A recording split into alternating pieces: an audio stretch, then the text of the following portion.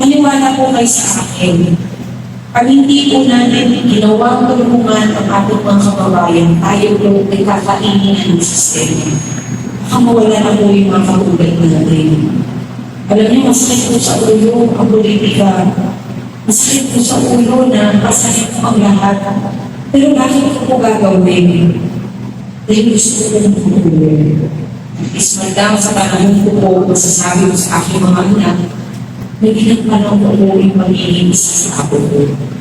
Kasi yun lamang, ang tanging maipapamana ko sa kanila, yung magkaroon sila ng tamang kaugalian bilang isang Pilipino. Ang dami po nating problema ngayon, nakaabang po lahat ng problema. Pero bakit nandito po kayong lahat? Ano po ba yung gusto ninyong mangyari sa atin? Ano po ba ang gusto ninyong mabago sa atin? Sabi nga nila, huwag nilang hamakin ang mga maliliit na tao katulad ko.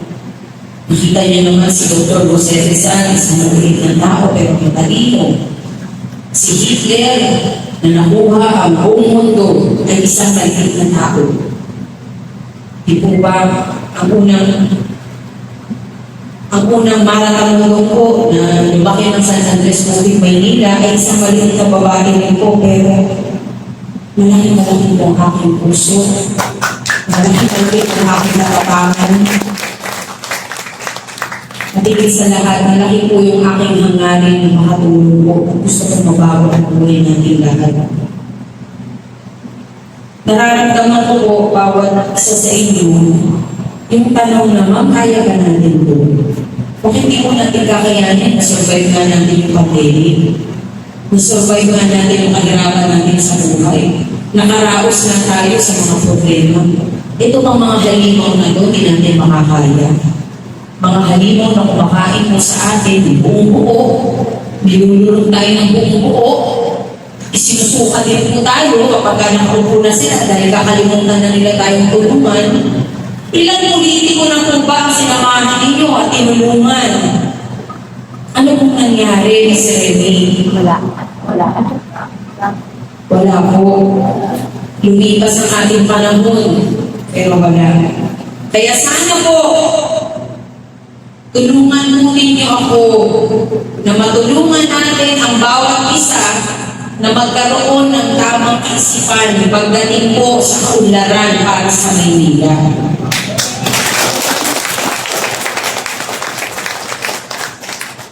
Gusto ko pong hamakin ang lahat para sa inyo. Gusto ko pong gamitin ang natitirang aking lakas para sa inyo.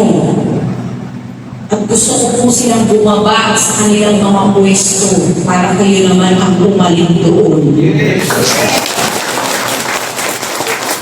At higit sa lahat, ang pondo na nagpapakamatay sila ay dapat ilagay sa bulsa ng mga mamamayang Pilipino. At dapat bawat sentimo ay mapunta sa tunay na programa na makakatulong para sa ating kaunlaran.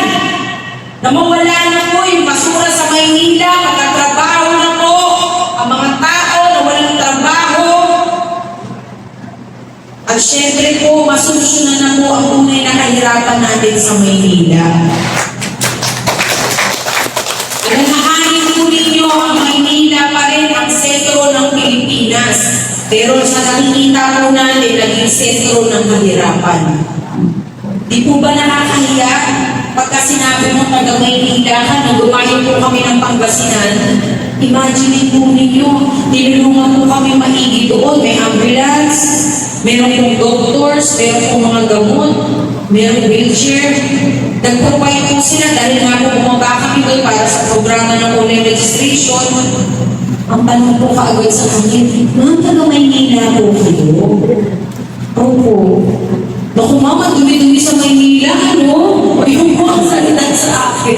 Parang gusto ko na po tago sa aking bulsa sa sarili ko ba?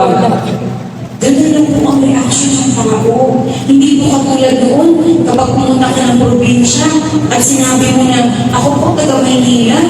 Ay, balik naman taga Maynila. Eh ngayon bumalik ka po. Kapag tinatanong po ako, ilan taga Manila ka? Kung hihina ko yung boses ko, oo, Manila ako. Ay, nagtibig ko sa Manila. Bakit gano'n? Tapos alam mo yung kamag-anak ko, wala kang trabaho. Kasi pinaalis na rin sa kanilang bahay.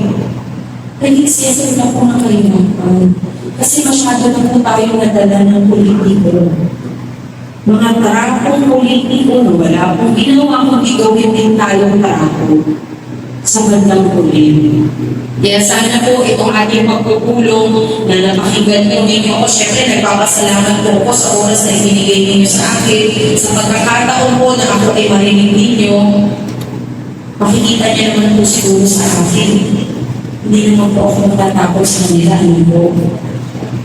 Mukha lang ang hit ang aking itsura dahil nga po meron akong magandang puso, pero kaya ko rin po maging halimaw para lang sila pakaisan ko. Yes. Hindi po ako nagbibiro dyan. Kasi alam po ninyo, sa halos isang buwan na ako po ay wala po silang ginawa kung hindi alamin kung bakit daw hindi po ako bumaba. Bakit hindi po ba sila mga mismo ko galing sa opisina po ng City Hall. Bakit daw nila? Bakit natakot sila?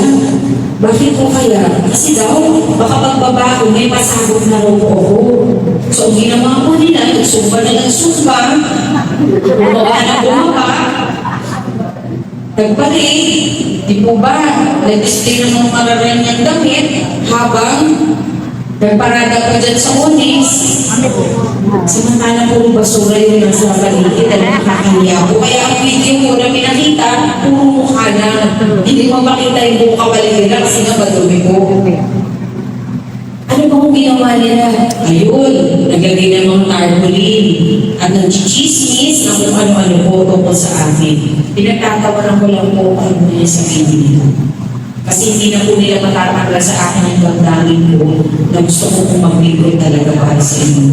Dinalaw ko nila ko. Gusto ko nila padaw ng malungkot ako. Sinasabi, ma'am, tinalaydol ganito, ma'am. Ma'am, alam mo kung nakakalikod yan, uulam na ako sa'yo, pero galit naman yan. Kasi sabi niya, ihawak daw na mas payat sa akin yung nakaupo. Nakakapag-short, nakikigil ako kasi siya na, hindi ko magagawa yan. Alam ko kasi parang nakakahiya naman sa edad ko na ito, mag-short pa ako ng higil. Hindi ko gusto kong patunayan sa sarili ko pag gagawin ko. Yung mga ganyang bagay ko, araw-araw, pinapinitingan ko nila ako. Ito sabihin ko na po ito doon sa inyo. Araw-araw sila nag-meeting, inaalam po nila ano ba yung sitwasyon ko daw, sino raw yung connection ko, sino raw po yung nasa likod ko, ang malakas daw ang loob ko dahil lumababa nga raw po ako at makikipagbunuhan po ako kani-kanino. Wala na po ng Jesus, di na ito yung showbiz. Pero alam po ninyo, nung isang gabi, may nag-message po sa akin, isang leader ko from District 4. Ang sabi niya po sa akin, mga totoo ba yung chismis, hindi ka na rin tatakbo? Ano ako sinasabi? Hindi na ako agad tatakbo. Ako sabi sa kanila, maghanda sila sa pagbabago. Yan ang sabihin mong mensahe sa kanila. Pati Paseco, hanggang Paseco po, District 6. Ito naman, alam niya naman po kasi yun sa District 6 yung mga mapapil po dyan, ano? Pero naaawa po ako sa kanila sa totoo lang. More than po dun sa parang nag-iisip ako ng di maganda. Naaawa po ako kasi parang nawala na sila ng pag-asa. Yung ganyan pong pananaw kasi sa buhay na maninira ka ng kapwa, gagawin mo lahat para masira po ako, parang nawala ka na ng pag-asa. Sabi ko nga po kay Mr. Tony na naaawa ako sa mga tao na ganyan po ang nilang ginagawa. Kasi ibig sabihin po nun, di ba, wala ng pag-asa sa buhay. Kasi kung may pag-asa ka pa po natitira sa iyong sarili, kahit paano, positive po yung gusto mo mangyari. Gusto ko nga sana sabihin sa kanila, pasalamat sila, nagpahinga po ako ng isang buwan. Binigyan ko sila ng pagkakataon na sila ay ng pagbaba. Pasalamat sila at namangos ko ako lang lumalabas na boses. Dahil hindi ko sila napanatay. Pero ngayon po na ako ay nagbabalik na at lilipad pa sa lahat ng lugar. Nakita niyo naman yung picture ko dyan, talagang paninindig ako na yan. Sabi ko nga, naninindig ako na yan. Kailangan magpapayat na ng konti. Kailangan nakapost yung at the same time, may powers. Na isang tingin ko lang sa kanila, matutunaw na sila agad, hindi na sila makalapit sa akin. Lahat po ng ito ay gagawin natin. Pero ang gusto ko po sana, yung damdamin po ninyo at yung puso po ninyo, sana po para sa atin. Makakaasa po ba ako sa inyo? Dahil kung hindi po, magiging manananggal na lang si Mara Tamanggo. Naaakyat sa kanilang mga bubong. Sino po gusto niyo unahin ko? Yung maikling short? Joke lang. Pero hindi po. Maraming salamat. At hindi po kayo nawawala ng pag-asa. Maraming salamat kasi ang tunad niyo po ay kabutihan pa rin para sa ating lahat.